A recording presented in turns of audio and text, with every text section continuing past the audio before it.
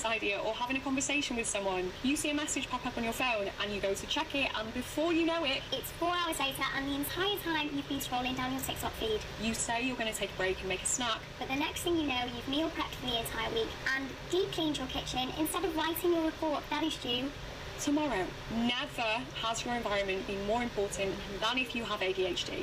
Research shows that distracting and disorganised environments can exacerbate inattention and impulsivity in individuals with ADHD. Conversely, well-structured and supportive environments can help manage symptoms and improve productivity. So, to optimise work and study spaces for ADHD, number one, you're going to create a distraction-free environment. Declutter your desk, earplugs, do not disturb mode on your phone, and you are good to go. It's also very important to create designated spaces for work and relaxation.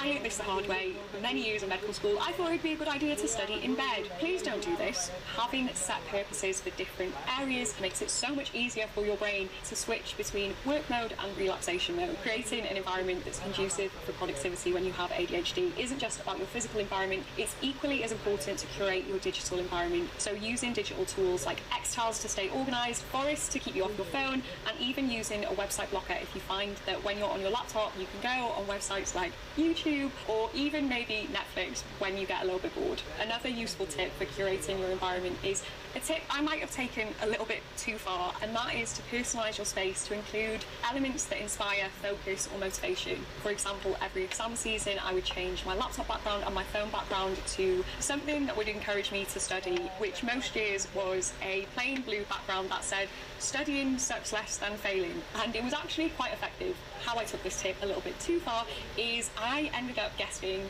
a quote from Legally Blonde tattooed on my arm.